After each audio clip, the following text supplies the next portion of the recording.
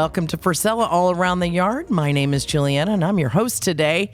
And I've got my dear friend, Robin Hebert. She is our quality control manager, but in her spare time, she does something super fun, and she raises chickens. Little chickie babies. Yeah, so that's what we're going to talk about today, our chickens.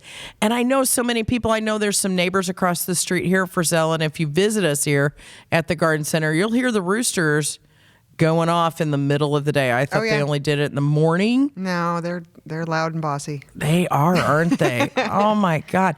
So what made you want to start raising chickens? COVID. Nice. Yeah, so I'm one of those people that during quarantine, I've got young kids and we needed something to do. And so we chose chickens. Nice. We built a chicken coop with my father, and so it became kind of a bonding thing. We bought them, my original 6 chickens when they were 2 days old, and so my kids got to feed them and take care of them, and they're part of the family now. Absolutely. When you built your chicken coop with your father, what materials did you use, or did you have a plan, or did you? I downloaded something off of the internet, just plans that I thought would be, good for the location where we were putting it. It's not perfect. There's some things that if I were to go back and do it again, I would change. For instance, the windows, you can only open and close from the inside of the coop instead of the outside. So, just little things like that. You live and learn. But no, I just went online and I found a design that I liked and downloaded the template and went from there. When you go to choose your first chickens and you're getting them as babies, and I guess from reading, I think they need to be kind of babied because they're little. Still, little guys need to be kept warm and things like that. Yeah. Do you just pick a variety of chickens, or did you know what kind you wanted, or how do you do that? No, I took 3 toddlers to the farm store, and we went a little crazy and just said, I want that one, and one of those, and one of those, and one of those. Yeah. So no, we got a mix. But when you start, you can't just go and put them straight outside, especially at 2 days old. So we actually set up my kids' old playpen indoors and set up a heat lamp. As long as they got food, water, and a heat lamp, they're good to go. Right. Perfect. Now, for the rooster. Yeah. Do you get a full-grown rooster, or do you get a baby rooster? Well, I don't have a rooster, and that's okay. because my municipality doesn't allow them, because they are pretty noisy and a little bossy, and can be aggressive sometimes too. Because that's their job is they're the protector of the flock, and so they protect from predators and things like that. So they can be a little aggressive. So if I don't want to, I guess, mate them, I don't really need a rooster, do I? No, I'm just worried about getting the eggs. Right. No, a chicken will lay an egg every day, regardless of whether it's fertilized or not. And unless you want to raise them, you don't want a rooster because you can't eat the fertilized eggs. No. I mean, I guess maybe you can, but I don't want to. No. I don't think I'm gonna do that. Yeah. No. So I know there's a lot of different varieties of chickens. What varieties do you have in your coop? I have a white leghorn. I've got a Americana. I've got a buff Orpington. Oh, yeah, he's or she. It sounds like a boy, so I say he. She's like a golden yellow color. And then I've got 3. They're called Easter eggers. I read about those. Yeah, so they lay blue, different shades of blue and green eggs, and then one of them is technically an olive egger because the eggs it lays are olive green. Wow. Yeah. So is there any taste difference between the shells, or the olive green to white to brown, or? No, I've noticed the only real difference I've seen with the eggs, besides the color of the shell, is the frequency that they lay. Some of the fancier chickens with the fancy eggs, they may not lay every day. Whereas the white leghorn that I have, she is a workhorse. That she lays white eggs just like you get at the grocery store, and she lays 1 egg every single day, and every once in a while I'll get 2 eggs in the same day. Oh my goodness. From that chicken. Yeah, and she's the only one that lays white eggs, so I know it's her. So yeah. Nutritionally, any difference in the color of eggs? Not in between the different kinds of chickens that I have, but every once in a while, most of the time I don't run out of eggs. Every once in a while I do have to go to the store and pick some up, and I can tell a big difference. Yeah. In quality from the store bought to the Are yours much bigger? The eggs? Yeah. Yes and no. That's another thing too. Is they don't always lay the same size egg every day. If they're stressed out, or if it's a really hot day, or a cold day, sometimes you'll get different shaped eggs, and sometimes you'll get bigger eggs and smaller eggs. Every once in a while, you'll get a massive egg. My white leghorn one day laid one that was almost the size of a softball. Oh my goodness. And what it was, I know, when I cracked it open, it was actually an egg within an egg. Oh. So she had ovulated, and then she ovulated again, and ended up with a double egg. A double egg, yeah. Oh my so that was God, kind of that's exciting. So cool. That's a big old omelet, isn't it? Yeah, that's a tough girl. So you've got your chicken coop, you've got your chickies in there, and yours, are they technically called free range, or are they? Mine are not, because where I live, they have rules. Which, by the way, if you're thinking about getting chickens, you have to go to your municipality first and check the bylaws, because they're going to have rules about how far away it needs to be from your property line, and how many chickens you can have. They'll even regulate whether or not you can sell the eggs. I'm not allowed to sell my eggs. But as far as free range, I would be allowed to free range if I had a 6-foot fence, but I only have a 4-foot fence, and so because of that and their chance of escaping, right. I had to build them an enclosure. Yeah, I read that some of the chickens, just depending on their size, could fly out if you don't have a 6-foot fence. Yeah, and usually the smaller ones can fly a little higher, because they're they're not quite as heavy.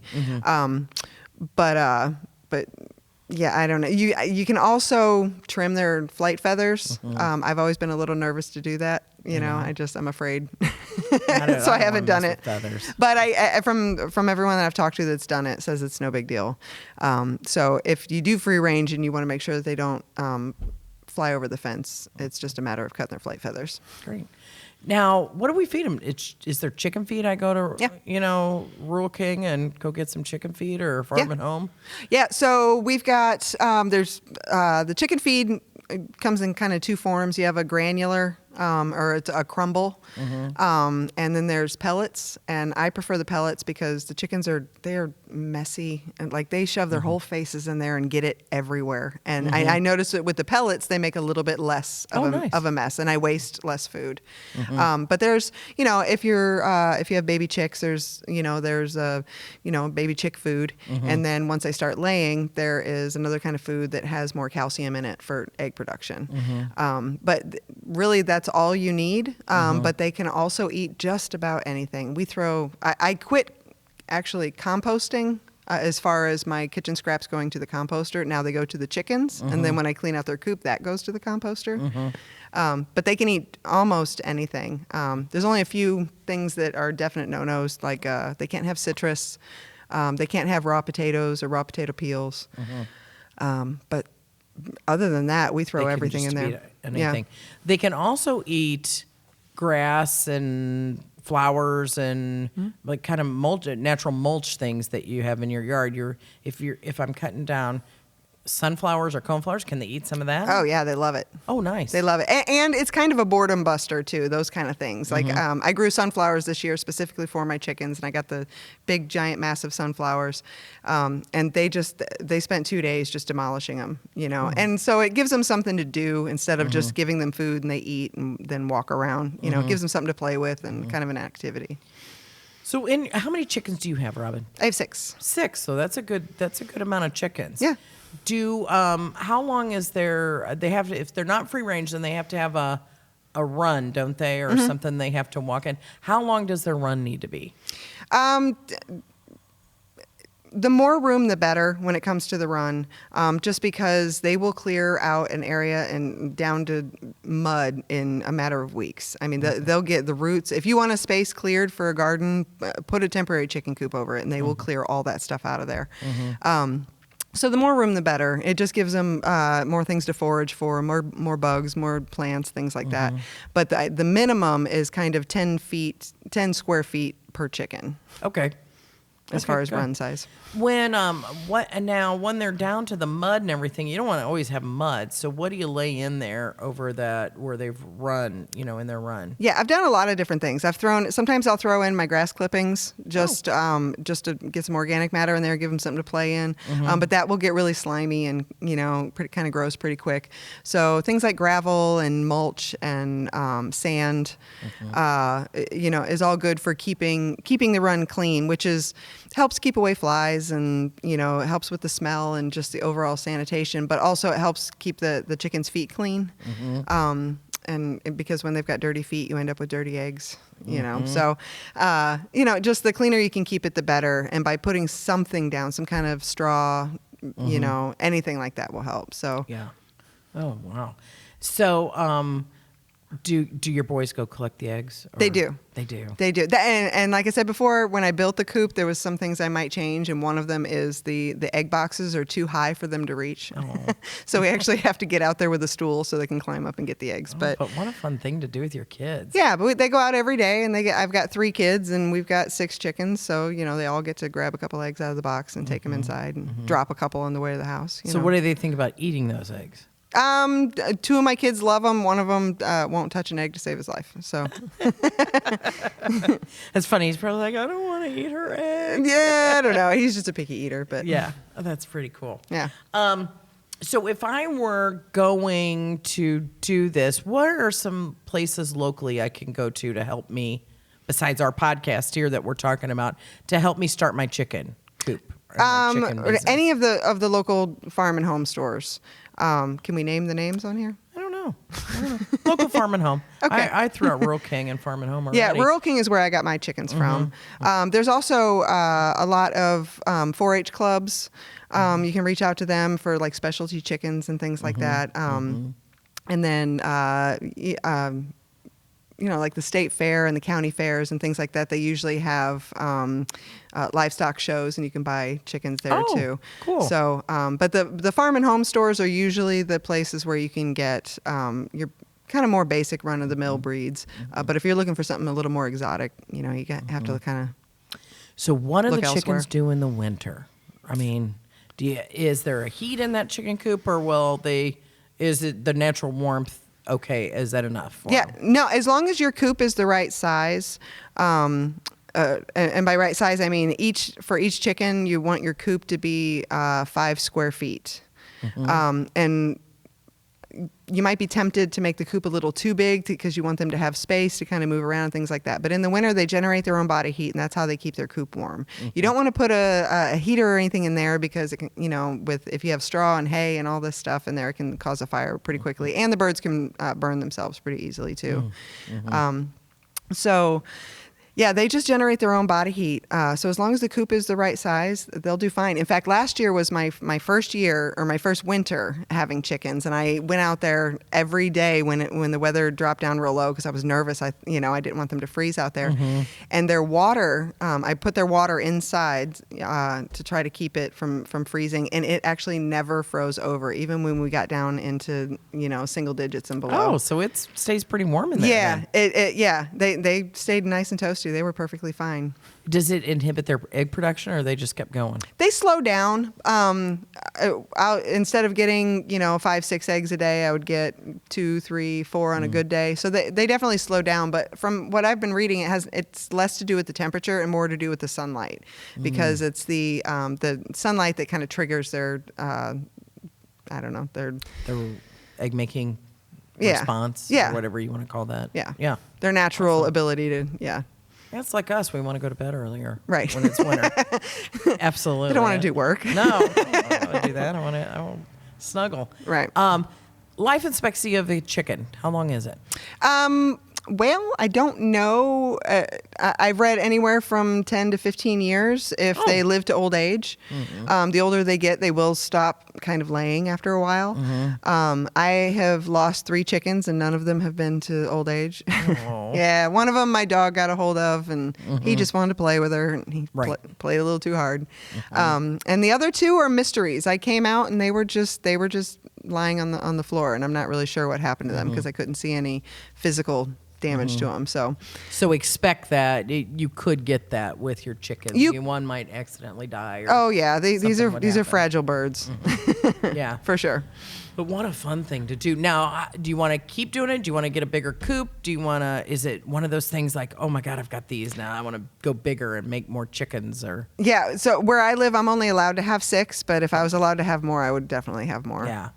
So in rural areas like out here where we can, I know that chicken coop looks pretty big across the street. So yeah, I think when he was setting that up, I think he said he had about 40 chickens. Oh my goodness. Yeah. He's got a side job. He's got. That's what I don't know what he's is. doing with all the eggs, but I'm pretty sure that's what he said. So yeah. Yeah. Now it doesn't say anything. You can't give your eggs away, right? I am not allowed to sell them, but I can give them away. Yeah. Yeah. That's pretty neat. Yeah. Oh my gosh. Anything else anybody should know about raising chickens for the first time? There's lots actually. There's a lot that I don't know.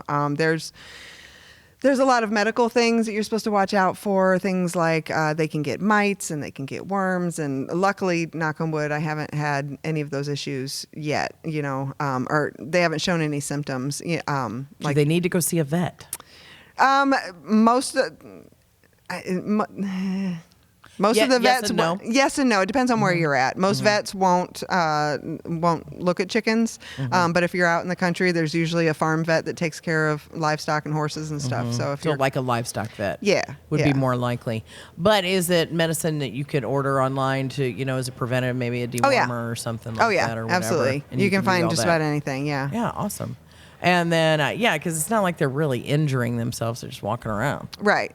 And there's lots of. I've been doing a lot of reading about gardening with chickens, and there's a lot of natural remedies and just herbs that you can give them that help promote, good health and help them battle against mites and infections and inflammation. There's echinacea is great. Any of the marigolds, marigolds will, and I can attest to this. If you give chickens a lot of marigolds, then your eggs, like the yolks, become like the darkest orange you've ever seen. Neat. Yeah. Well, that's what marigolds are. Yeah. It's a dark color. That's kind of cool. Yeah. So there's a lot of natural things you can do. You can read up on, and to make sure that your girls are nice and happy. Personalities. What I think they're like any other thing, or are there some chickens better as pets? Like you've got 3 young children. Is there a variety of chicken that's better as not dual purpose? She's laying the eggs, but she's also pretty good with your kids. Yeah, I had one that I loved, and she's the one that my dog got a hold of. Her name was Betty. Anyway, she was a Plymouth Rock, and she was the sweetest of all of them. She always wanted to jump up on my shoulder, So as soon as I walked into the coop, she jumped up on my shoulder, and Now those are those black and white ones, the Plymouth Rock ones. Yeah, those they're also really called cool. barred rock. But yeah, same thing. And then the Silkies are supposed to be very, very friendly and very kid friendly, but I don't have any of those. But the chickens that I have, I can't tell you, they definitely do have their own personalities. There is a pecking order. Oh. Yeah, there's a definite pecking order. In fact, I have 3 of my original chickens left. I just recently purchased 3 more and brought them in. And the new chickens are still terrified of the old chickens, and they won't come out of the coop. Oh, no. And so what I'm going to have to do is actually build another enclosure, just a temporary thing. And I'm going to take my original chickens, put them out there and let the new ones kind of get moved around. And what that does is it shakes up the pecking order. So then when you reintroduce the other chickens back in, they're not in charge anymore. Oh. So sometimes you can isolate the chickens to kind of break up that pecking order if you find that one is getting a little bossy or aggressive. Oh, that's really good. Which I've had to do with my white leghorn several times because she's the bossiest of the bunch. Oh my God, that's so fascinating. She's also the smallest, which is funny to me. Isn't that funny? Yeah. Small and mighty. That's our chickens. Yeah. But yeah, how exciting. I know there's reading material out there. There's lots of books. There's lots of information that I think you can read in the internet, of course, is a wealth of knowledge. Also, if you're around here and you come on out and see us out here at Frisella Nursery, Robin is in and out of here. She's one busy lady, but I'm sure she'll chat about her chickens if you want to talk to her. We don't carry any stuff for chickens, so we'll have to send you to a farm and home store or something like that. We carry some plants they would like, though. Yeah, we do have some plants they would like. Absolutely, we do. And so, just really a fun activity, a family activity that would be fine if you've got some land, want to do it twofold. You're getting eggs. How expensive you think on a monthly basis it is to have your chickens? Once you have the coop, it is not expensive at all. I mean, a bag of chicken food is about the same as a bag of dog food. Oh, nice. And lasts about the same amount of time. Nice. I mean, I have 6 chickens. Mm-hmm. Obviously, the more you have, the more expensive. But if you can supplement with table scraps, or some people will build a fodder system where you grow wheatgrass or something like that, and give that to them. There's lots of ways you can cut down your costs, but the coop is the main cost. So once the coop is in place, everything after that is very inexpensive. Oh, wow. Yeah. All right. What a cool talk. Yeah. I know. We don't get a chance to talk so much anymore because you're not in this building. But it is always fun to talk about these chickens, and I love them. I love hearing about their personalities and the things that they do. And I'm like, gosh, I wish I could have chickens, but I'm in a very residential area. I don't think I can have even one coop. But if you're out, you've got a little bit of land, I really encourage you guys to get out there and maybe raise some chickens and, have some fun with it, especially if you've got younger children. What a good way to learn. So, well, I invite you guys to, listen on this podcast and watch it on our YouTube channel so you can see me and Robin talking about her chickens. And please do follow us on Facebook, Instagram, YouTube. I think we got some TikToks out there too. Got a lot going on. The garden center, I know, it's fall, it's winding down, but we've got a lot going on in the next few months. Really gearing up for that Christmas season, fall season. All our classes are starting. Don't forget that. Go to frisellanursery.com/events. Look at those events. We're going to talk about all kinds of things all the time, and anything you need as far as quality control, understanding.